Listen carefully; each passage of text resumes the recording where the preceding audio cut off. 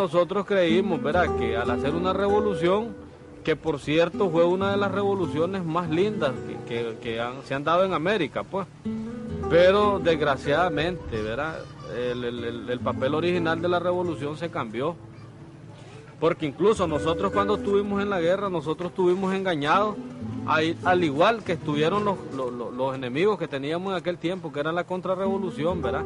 Porque yo estaba al lado del gobierno sandinista y al otro lado estaban los que eran los contrarrevolucionarios. Y nosotros vivíamos en constantes combates, ¿verdad?, exponiendo nuestras vidas, el desamparo de nuestra familia, y la realidad de las cosas es que no logramos nada, pues. Carlos tenía 16 años cuando se enfrentó a la Guardia de Somoza en las barricadas de Managua. Al triunfar la revolución fue nombrado oficial del ejército y combatió a la contra en el norte del país. Después estudió ingeniería militar durante 5 años en la antigua Unión Soviética. Al regresar en 1990 y tras ganar las elecciones doña Violeta, encontró un ejército que no tenía sitio para él. Le licenciaron. Ahora malvive conduciendo un taxi y con lo que gana difícilmente da de comer a su mujer y a sus hijos. Carlos es un ejemplo de la inmensa mayoría de nicaragüenses que hacen milagros cada día para sobrevivir en un país convulsionado en los últimos 25 años por revoluciones, rapiñas y desastres naturales. Ay, Nicaragua, Nicaragüita,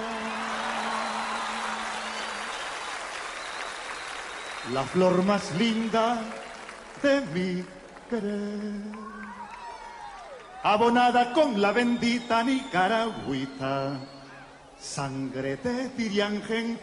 Ay, Nicaragua, sos más dulcita que la mielita de Tamagas.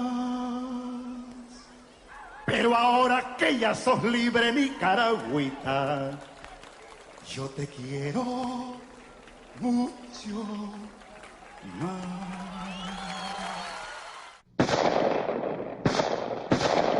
El 10 de enero de 1978, hace ahora 25 años, era asesinado en Managua Pedro Joaquín Chamorro, director del diario La Prensa y principal opositor interno a la dictadura de Somoza. Yo no estaba aquí en Nicaragua, estaba en los Estados Unidos, en Miami. La noticia me llegó allá. Es algo tremendo. Tremendo es que es lo peor, pues ya está. ¿Qué vamos a hacer? Su muerte desencadenó una huelga general nacional, manifestaciones de protesta y numerosas insurrecciones armadas en distintas ciudades del país. Los nicaragüenses le habían perdido el miedo al dictador. Con la ofensiva final de 1979, el Frente Sandinista expulsa a Somoza y entra triunfante en Managua el 19 de julio. La lucha armada revolucionaria ha vencido y la dinastía Somoza ha dejado un saldo de 50.000 víctimas, un coste altísimo para un país que no superaba en esos momentos los 4 millones de habitantes. Nosotros tuvimos grandes aciertos y dimos pasos cualitativo en los cambios de este país.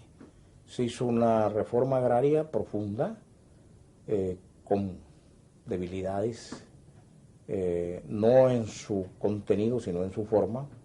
Se hizo una cruzada de alfabetización que redujo el analfabetismo de una manera sustantiva, del 50 al 11%. Se luchó contra la mortalidad infantil, contra las enfermedades. Se hicieron grandes cambios de carácter social y de carácter político también. En menos de un año comienzan las discrepancias y en mayo de 1980 presentan su renuncia doña Violeta Barrios de Chamorro y Alfonso Robelo, los únicos miembros no sandinistas de la Junta. Un retroceso económico grande por las políticas económicas mal llevadas. Una división en la familia, violación a los derechos humanos, muchos prisioneros políticos que trajo una guerra civil nuevamente entre los nicaragüenses. Eso fue la consecuencia inicial de la revolución. ¡Viva Nicaragua! ¡Viva el ejército de resistencia!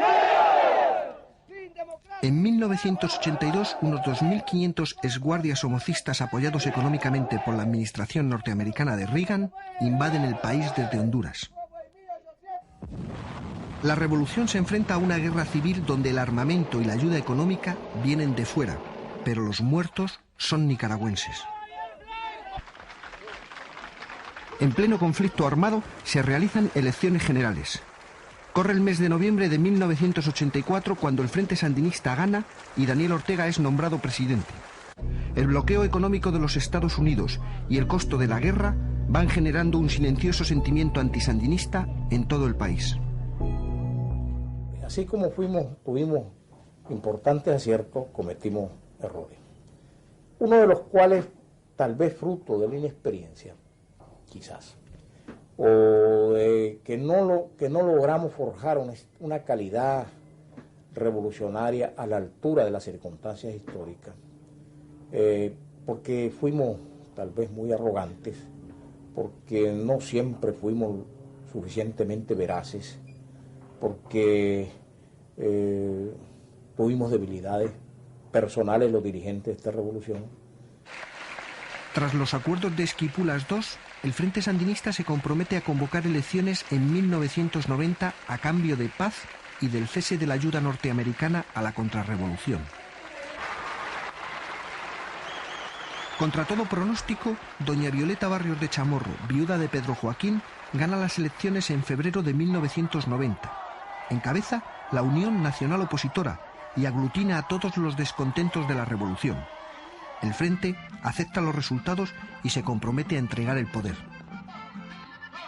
Se vota por alguien, pero se vota por alguien en la medida que representa algo contra alguien. Y prácticamente las victorias electorales, sin demeritar a las personas que han ganado las elecciones desde 1990 hasta acá, han tenido un fuerte componente de un voto contra Daniel Ortega y contra el Frente Sandinista. El país que recibe doña Violeta está arrasado económica y socialmente. Lleva 10 años de guerra civil y más de 40.000 víctimas entre un bando y otro. Se puede afirmar que en cada familia nicaragüense hay un muerto por la revolución o por la guerra civil. Un país completamente quebrado, con deuda, mal visto en todas partes, lleno de armas por todos lados, lleno de vestido verde. Pues es verdad que el vestido verde es un militar, pero aquí eran militares, bueno, hasta las hojas ahora son verdes. Antes estaban más verdes, tal vez. Aquello fue horrible.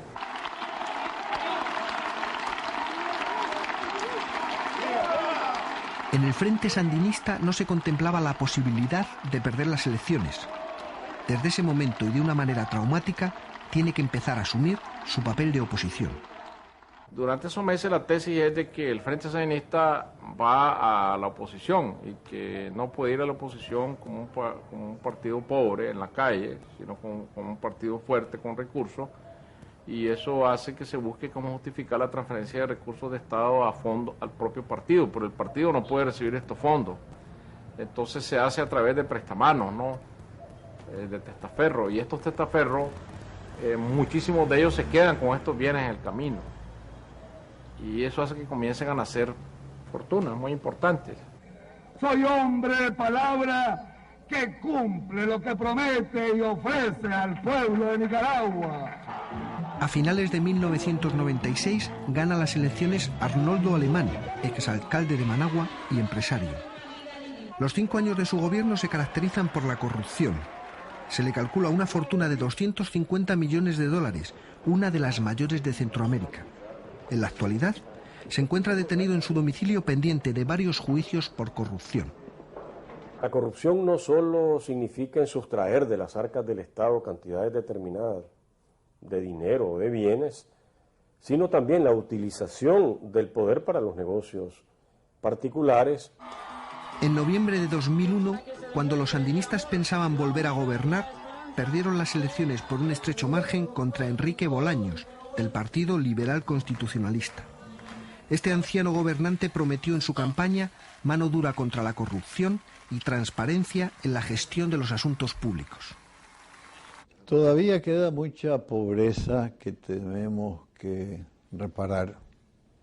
Imagínense que el retroceso económico que hubo ya para 1990, que estaba doña Violeta en el poder después de los 11 años de ese gobierno sandinista, retrocedimos a niveles económicos igual a 1942, es decir, casi 50 años de retroceso económico, que nos va a tomar 25 o 30 años poder recuperarlo.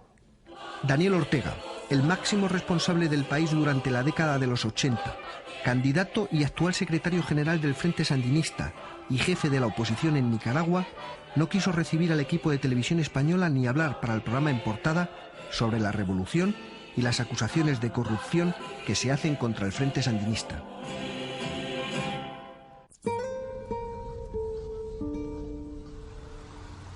Según las estadísticas, Nicaragua, con algo más de 5 millones de habitantes, es el segundo país más pobre de América Latina. El 70% de la población no cuenta con asistencia sanitaria ni educación garantizadas.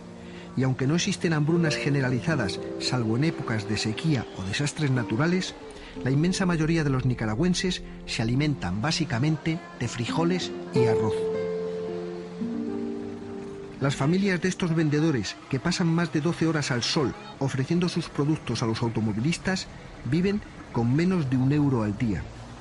La imaginación y el buscarse la vida se ha impuesto como alternativa a la falta de trabajo. También se ha instalado la desmotivación y la desesperanza. En contraposición, en la última década ha surgido una clase económica pudiente que conduce grandes todoterreno y que compra en centros comerciales exclusivos.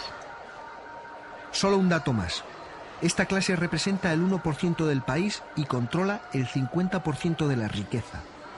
El resto de los nicaragüenses, sin esperanzas y sin salidas a la situación social y política que están viviendo, se ha acostumbrado a vivir de la ayuda internacional.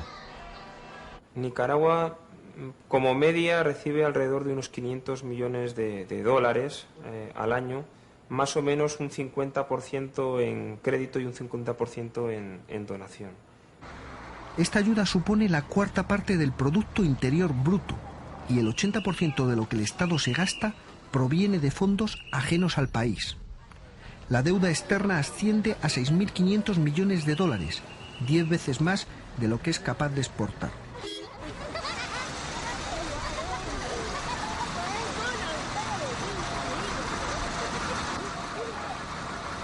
En los años 80, cuando los sandinistas estaban en el poder, no se veían niños abalanzándose sobre los coches para limpiar los cristales a cambio de unos córdobas.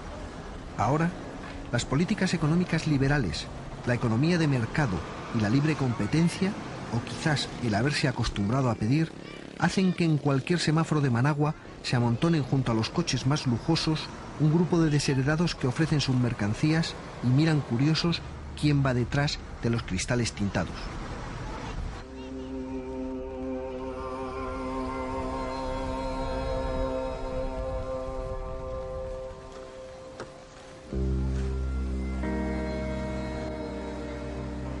Este es el asentamiento de Nueva Vida, 1.318 viviendas construidas para realojar a los que perdieron todo tras el paso del huracán Mitch en 1998. Actualmente viven 13.000 personas, de las cuales 8.000 son niños. Lo normal es que en cada casa de unos 30 metros cuadrados habiten 2 familias. La solidaridad está presente en estas gentes, acostumbradas a compartir con familiares o amigos que no tienen donde vivir las 4 paredes de cemento y el techo de chapa que les cobija. La falta de recursos ha incrementado notablemente los robos y la violencia familiar. La prostitución infantil es un hecho cotidiano, pero a pesar de todo se pueden considerar unos privilegiados, pues son propietarios de la vivienda y el terreno, y además tienen agua corriente y luz aquellos que pueden pagarla. En una de estas casas viven Marcia y Arsenio, una pareja con 2 hijos que se trasladó aquí cuando el huracán. Arsenio desertó 2 veces del ejército y pasó 3 años escondido en el monte por negarse a cumplir el servicio militar obligatorio cuando los sandinistas mandaban a los jóvenes a combatir a la contra. Si me dicen, mira, me vas a cumplir tu servicio, aunque sea trabajando, lo vas a cumplir porque es una obligación de cumplir un servicio. Pero ya que me digan, mira, toma esta arma, vas a ir a matar a Julano. Porque chico, no tengo por qué lo vas a matar, porque no me ha hecho nada en primer lugar. Y tampoco no voy a defender a alguien que va a estar solo sentado. Marcia, su compañera, se encarga de la casa. de la educación de los hijos, de administrar lo poco que entra y, si surge, además, trabaja fuera limpiando en alguna casa o cosiendo en las maquilas. En una sociedad tan desestructurada como la nicaragüense, las mujeres son el pilar principal de la familia. Los hombres, como dicen ellas, llegan, te hacen los hijos y se van. Durante la revolución aprendieron a reclamar sus derechos y algunas, como Marcia, no piensan renunciar a ellos. Cuando todos se marcharon, en Nueva Vida se quedaron trabajando por estas gentes redes de solidaridad, un proyecto para el desarrollo del asentamiento ejecutado por la ONG Fundación Internacional de Solidaridad, Compañía de María. Necesitan mucha esperanza de que es posible salir adelante, mucha motivación, mucha educación para saber que esto realmente puede cambiar en el futuro, que pueden tener una vida mejor. Necesitan ánimo, necesitan compañía, necesitan sentir la solidaridad y trabajo. Con la ayuda económica de instituciones, ayuntamientos y particulares fundamentalmente españoles, han construido para el asentamiento una escuela, un dispensario médico, una panadería y una fábrica de bloques de cemento. Cuénteme, ¿cómo sigue de su pie? Pues ya voy un poco mejor, ya yo me lo miro mejorcito, mírenme. ¿Siempre está supurando? En el dispensario se da asistencia sanitaria a todos los pobladores de Nueva Vida y de otros asentamientos cercanos. Cuentan con 2 médicos contratados y 1 voluntario, y están abiertos desde el amanecer hasta que anochece. A los que llegan no se les pregunta ni de dónde son ni qué recursos tienen. Las consultas son gratuitas y las medicinas también.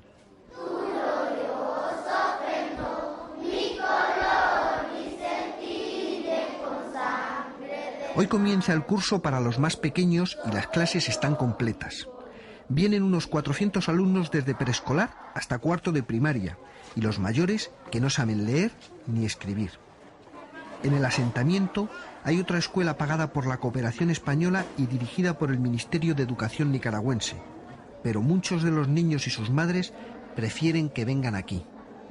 La deserción escolar al principio de curso es muy grande, pero si luego consigues que los que se quedan, consigues que vengan prácticamente todos los días y vienen contentos y así, pues para esos niños ya es suficiente.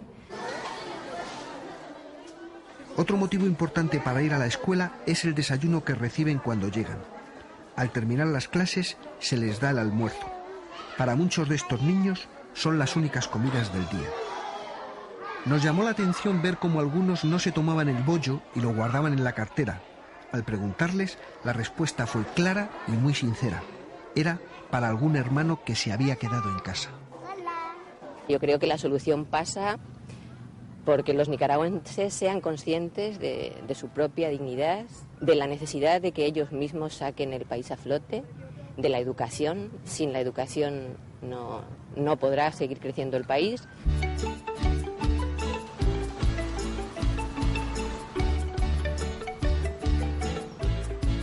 Hasta la caída de Somoza, si alguien quería cursar estudios superiores tenía que ir a la ciudad de León. En la universidad de la que fue primera capital de Nicaragua desde su independencia, se vivieron inmediatamente los cambios que los sandinistas impusieron en los estudios superiores. La consigna fue sustituir las humanidades por las carreras técnicas, introduciendo en todas ellas asignaturas de teoría política, impartidas por profesores cubanos y de la antigua Unión Soviética. Sin embargo, había más posibilidades para los que no tenían recursos. Cuando los sandinistas se optaban muchas becas a Cuba. En Cuba los cubanos nos abrían las puertas para ir a estudiar a España, Suecia, Rusia. Mucha gente estudió allá afuera. Se optaban becas. Ahora es muy difícil optar a una beca. Lo primero que es típico de Nicaragua fue declarar que todo lo que se había hecho era malo, para lo cual para mí en muchos aspectos fue un error. Por aquí se dijo que todo lo que se ha hecho en la revolución era malo, que todo estaba contaminado por el sandinismo y que por lo tanto había que comenzar de cero. Al principio de la revolución se reduce el analfabetismo del 50 al 11%. Y se implanta la educación gratuita hasta la universidad. En 1990, cuando los sandinistas pierden las elecciones, hay casi 40.000 maestros trabajando en 3.900 centros de enseñanza. En la actualidad, más de 1 millón de niños no terminan sus estudios o están sin escolarizar.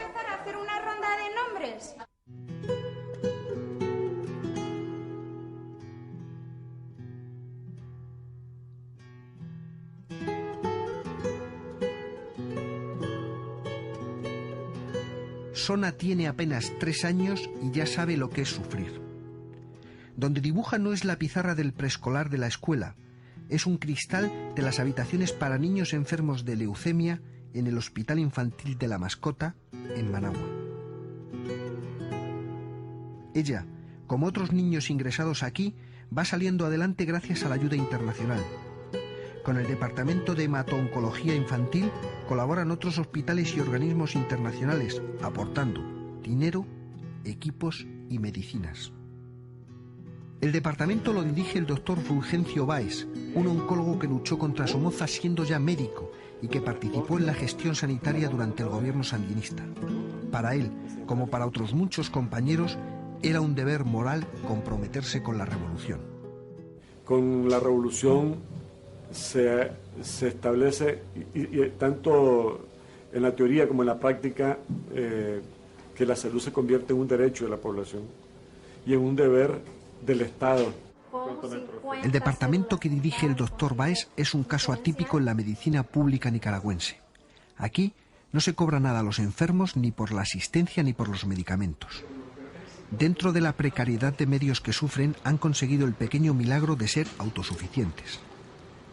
Los sandinistas universalizaron durante su gestión la asistencia sanitaria primaria, erradicaron la polio, se redujo la mortandad infantil drásticamente, se elevó la esperanza de vida de los 50 a los 63 años y se formaron médicos y personal técnico para llegar al rincón más lejano del país. Ahora las cosas han cambiado radicalmente. Hay una medicina privada para quien se la puede pagar y, en teoría, hay una cobertura universal para todos los nicaragüenses. Pero aquellos enfermos que no cuentan con un seguro privado, si consiguen ser atendidos en un hospital público, tienen que pagarse ellos las medicinas, cuando las hay, y en la mayoría de los casos su propia manutención. El Estado no cuenta con recursos suficientes y el descontento es generalizado. Actualmente mi salario anda por alrededor de los $300 con todos los incentivos que recibo. Por docente, por antigüedad, por antiguo que soy, ¿no? Por jefe de departamento, más o menos el salario. Ustedes pueden imaginarse cuánto gana un médico recién graduado, mucho menos cuánto gana un técnico, cuánto gana una enfermera. Aquí las enfermeras no ganan ni $100 y tienen que trabajar turnos de, jornadas de hasta 12 horas. Conseguir vencer a la leucemia de Sona, Tomás o Yamilet es la mejor compensación que reciben hoy estos profesionales que se formaron con la revolución, soñaron con cambiar la realidad en la que vivían y sienten la impotencia de no contar con el apoyo y los medios suficientes para ganarle el pulso a la parca.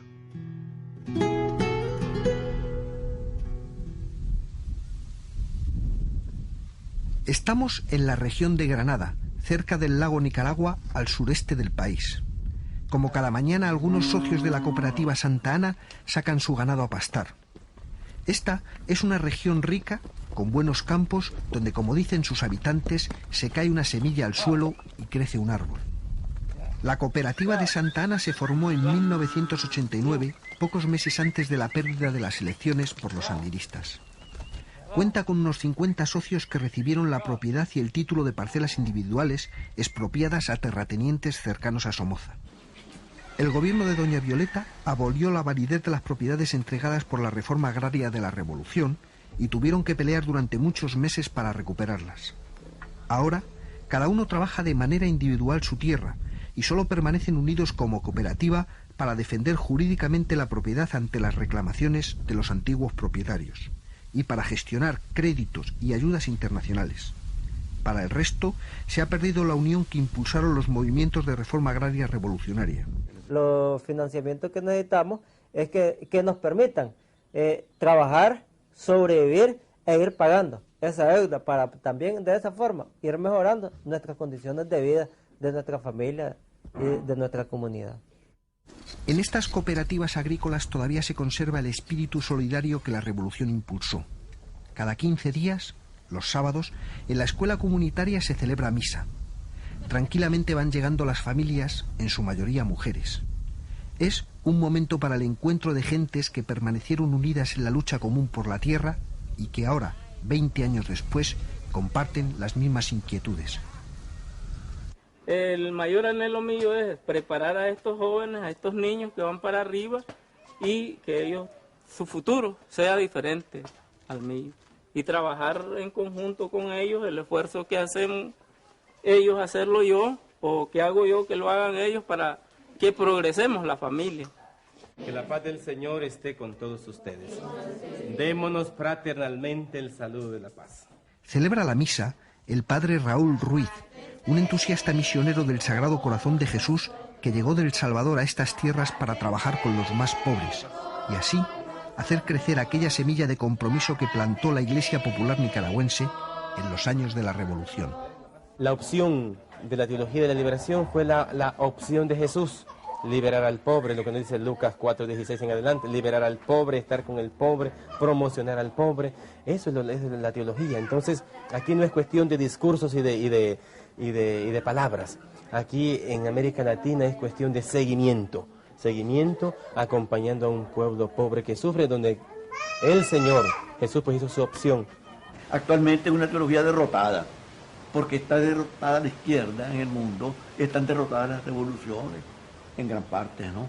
Siempre hay otros brotes de revoluciones que no terminarán nunca, mientras haya pobre. Pero también vuelvo a citar a Casaldáliga, una frase muy bella de él: somos soldados derrotados de una causa invencible.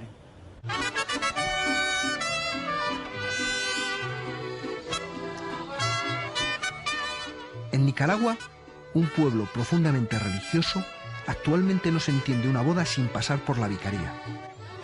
Las familias de estos novios vivieron los 80 en bandos distintos, unos comprometidos con la revolución y otros oponiéndose. Pero este país no se dividió por clases sociales, la fractura fue en cada familia, entre hermanos, entre padres e hijos. Desde hace algunos años, las heridas van cerrándose y en eso han tenido mucho que ver los sectores más progresistas del clero.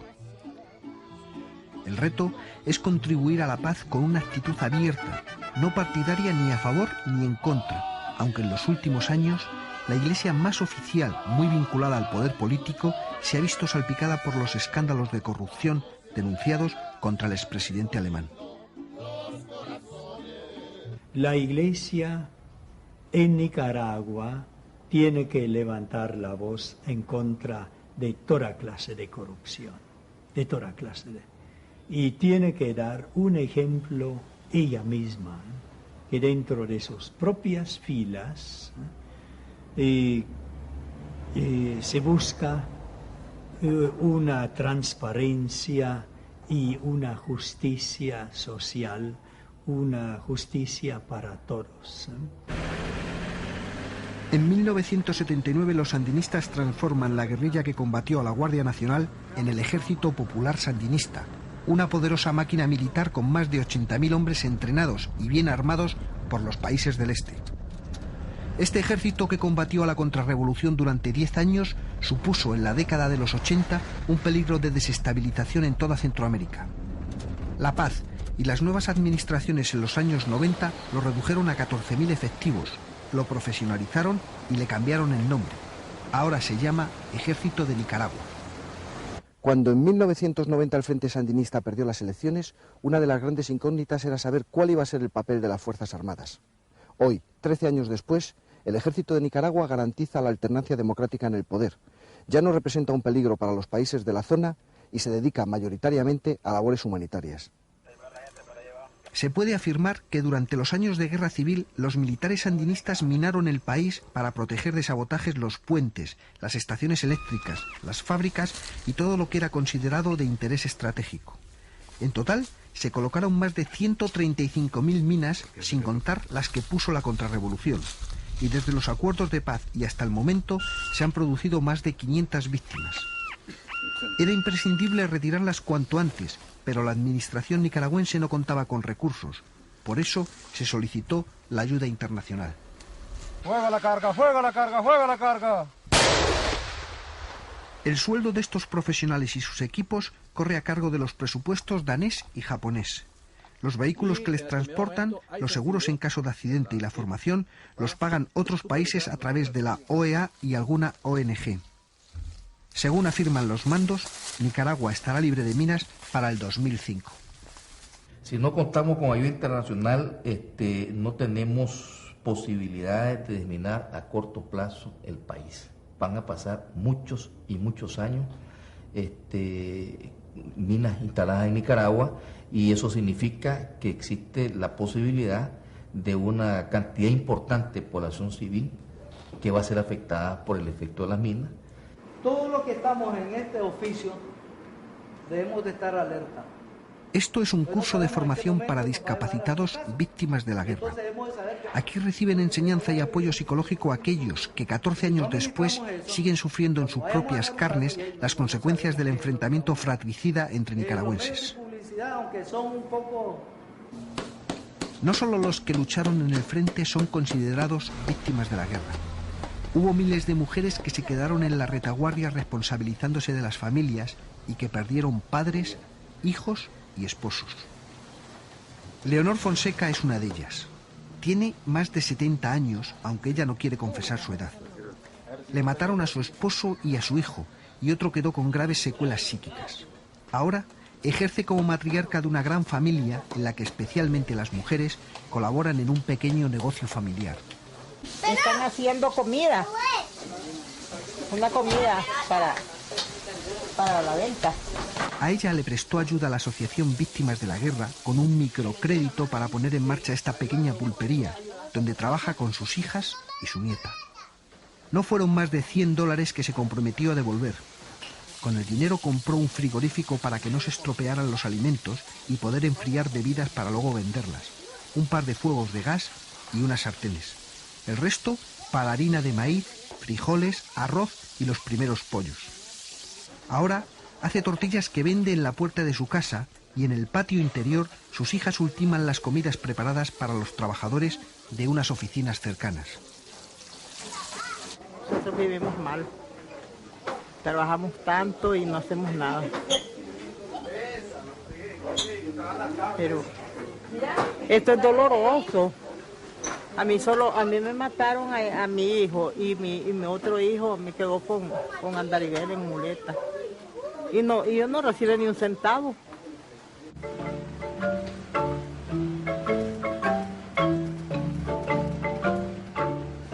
En Nicaragua, tener trabajo hoy por hoy es un privilegio. Como en el resto de América Latina, aquí se han creado zonas francas en distintos lugares del país donde empresas extranjeras instalan su producción. La mano de obra es buena y sobre todo barata.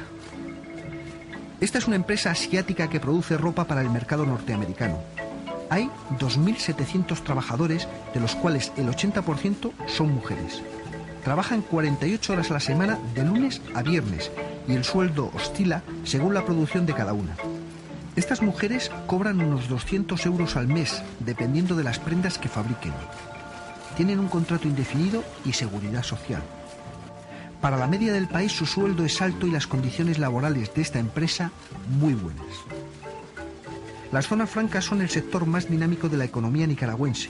La inversión de las empresas es grande y entran en el país, en concepto de sueldos, unos 5 millones de euros al año. Generan más de 50.000 empleos directos, y a su vez se calcula que por cada empleo directo que se genera en zona franca se generan 3 empleos indirectos, lo cual significa que hay más de 150.000 personas indirectamente beneficiadas de estos empleos que generan la zona franca en el país. Los sindicatos denuncian las condiciones laborales de algunas empresas instaladas en las zonas francas.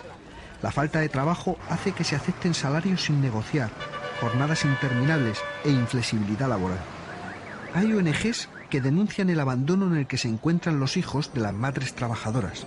además del acoso sexual al que son sometidas algunas por parte de sus superiores. Muchos en Nicaragua piensan que ser explotado es un privilegio.